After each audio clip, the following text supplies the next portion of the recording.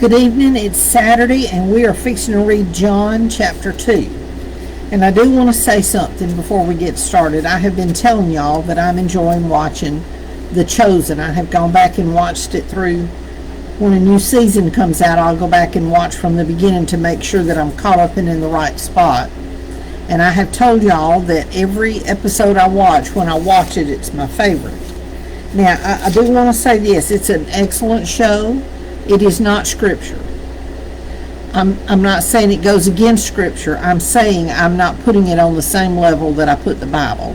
To me, it is a very good depiction of how Jesus might have lived, how he might have looked, how his followers might have looked, and some of the things they might have done. It is not equal to Scripture, so please don't take it that way. If you see something, there's a couple of things that I have especially noticed. One was when Jesus, in the episode, and I don't remember which one it was, where he's getting ready to preach the Sermon on the Mount, and he's getting input from some of his followers, like he doesn't know what he needs to say. Now, I don't know, I'm taking that probably a little differently than anybody else. I don't think Jesus really didn't know what to say. I think he knew what to say, but maybe he was trying to teach his followers some critical thinking skills. I don't know. But again, I'm not taking that like Scripture. I've not seen anything that makes me think, oh, that is absolutely not what the Scripture says. I've not seen anything that was blatant in its disregard for the Scripture. To me, it fleshes some of it out. And I know Jesus was real, but I enjoy seeing him being depicted by a person, and it's just another way to enjoy the stories in the Bible. So again, watch it if you want to. I'm not saying to watch it or don't watch it. I'm saying watch it and read your scriptures that go with the story to make sure that it's following. And if you see something that you're saying, no, that's not what that is, then that's good, you're learning something. But don't take it on the same level that you take Scripture. That's like those Left Behind books. I know y'all remember them. And people were reading that and acting like that was the only way that the end time Scriptures could be interpreted. And the people that wrote them weren't saying that. They were saying this might be the way it is. So you've got to use a little common sense, and you've got to remember that, I've messed one of my pages up, that the Scripture's there for a reason, and that's what we're supposed to use, and anything else that helps us or gets us to see things in a little bit deeper mode, that's good. But again, don't make it level with the Scripture. So saying that, I'm going to read John chapter 2, and the first section is titled The Wedding at Cana. And I just thought it was odd that I just watched that episode the other night. Well, let's get to reading. On the third day there was a wedding at Cana in Galilee, and the mother of Jesus was there. Jesus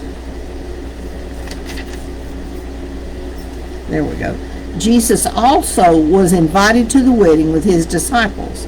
When the wine ran out, the mother of Jesus said to him, "They have no wine." And Jesus said to her, "Woman, what does this have to do with me? My hour has not yet come." His mother said to the servants, "Do whatever he tells you."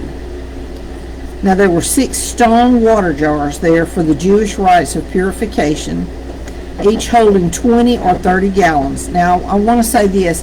I have got to find, somebody was talking about, a little discussion about the importance of those jars. It showed the type of people that the family was, and so it was significant that Jesus was at that wedding. So the scribes and the Pharisees, those people, I don't remember. I'll have to find it. But it was a very interesting point that these were people who went strictly by what the Scripture said. There was no room for, Jesus taught the law, but he also taught grace. And so when he healed somebody on the Sabbath, he did it because that grace was more important than following that rule that was made. Okay, Back to the scriptures, verse 6. Now there were 6 stone water jars there for the Jewish rites of purification, each holding 20 or 30 gallons. Jesus said to the servants, "Fill the jars with water." And they filled them up to the brim. And he said to them, "Now draw some out and take it to the master of the feast." So they took it. When the master of the feast tasted the water, now become wine, and did not know where it came from, though the servants who had drawn the water knew, the master of the feast called the bridegroom and said to him, "Everyone serves the good wine first, and when people have drunk freely, then the poor wine. But you have kept the good wine until now." This, the first of his signs, Jesus did at Cana in Galilee, and manifested his glory, and his disciples believed in him. After this, he went down to Capernaum with his mother and his brothers and his disciples, and they stayed there for a few days. Jesus cleanses the temple. The Passover of the Jews was at hand, and Jesus went up to Jerusalem.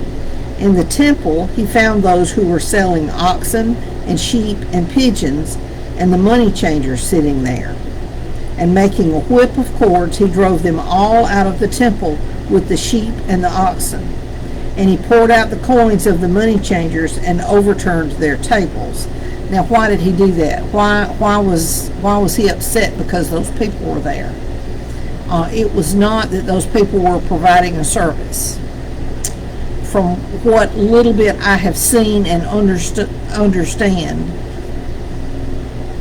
the people who were selling the animals for sacrifice were also the ones in charge of judging the sacrificial animals that the people brought in.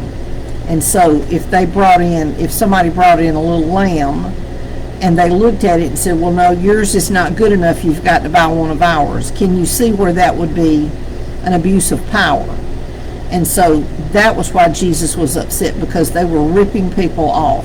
When they were changing money, they were not making the right change. They were ripping people off, and they were making the house of God a house of thieves. He poured out the coins of the money changers and overturned their tables. And he told those who sold the pigeons, "Take these things away. Do not make my Father's house a house of trade." Now, I will say, and I know there are churches who have bookstores inside them, and if you go in and you need a Bible, you can go into that bookstore and buy a Bible. And I have mixed feelings about that. I hate for anybody not to have a Bible. And I'm comparing against my own church. Our church, Lifeline, keeps very nice study Bibles in the pews. And Bruce, who is the pastor, has said many times, if you come into church and you don't have a Bible and you need one, take one of these. That's what they're there for. Take one and we'll replace it. We are giving those Bibles away. Now, I just feel a little bit odd about people having bookstores in their churches if they're giving stuff away, or if they're saying, okay, we're selling this stuff and all this money goes to support whatever ministry. I've got a friend who just wrote a book and published it, and she is selling the book. It's her testimony. She's selling the book, and she's using that money to support the ministry that she has. Now, I don't believe God minds any of us making money to live on. And if he gives us an idea to use, that's what he's giving it us to use for. But he expects us to be responsible and to show love and grace. So, and I'm going to say this, there used to be a Christian bookstore. It was based with a specific denomination, and the prices in that place was always way higher than you could buy Bibles, and the prices were way higher there than they were in other secular stores, without naming any. And Randy and I would always talk about it. Of course, now they had a lot of stuff that you couldn't find anywhere else unless you wanted to order them online, but it bothered me that the prices were so high. I don't have a problem with people selling Bibles, because the people who produce those Bibles have to live too. But I feel like the people that produce those Bibles are probably not making a whole lot more than people at another secular company that would be doing the same, printing books, for example. I don't imagine they're making a whole lot more. Somebody in there is making a lot of money, but it's not the people doing the work. So that could turn into a big discussion, and we probably don't need to get off on that. But I just try to be careful to support companies that take care of their people and also make sure that they take care of their customers. So, take these things away. Do not make my Father's house a house of trade. His disciples remembered that it was written, zeal for your house will consume me. So the Jews said to him, what sign do you show us for doing these things? Jesus answered them, destroy this temple, and in 3 days I will raise it up. The Jews then said, it has taken 46 years to build this temple, and will you raise it up again? Will you raise it up in 3 days? But he was speaking about the temple of his body. When therefore he was raised from the dead, his disciples remembered that he had said this, and they believed the scripture and the word that Jesus had spoken. And then the next section is titled, Jesus Knows What Is in Man. Now when he was in Jerusalem at the Passover feast, many believed in his name when they saw the signs that he was doing. But Jesus on his part did not entrust himself to them, because he knew all people and needed no one to bear witness about man, for he himself knew what was in man. So that's John chapter 2. And I know I gave a lot of my opinions, and again, remember that is my opinion. It's things that I have been taught, or I felt like God revealed to me when I was studying. I'm not saying it's scripture. The scripture is scripture.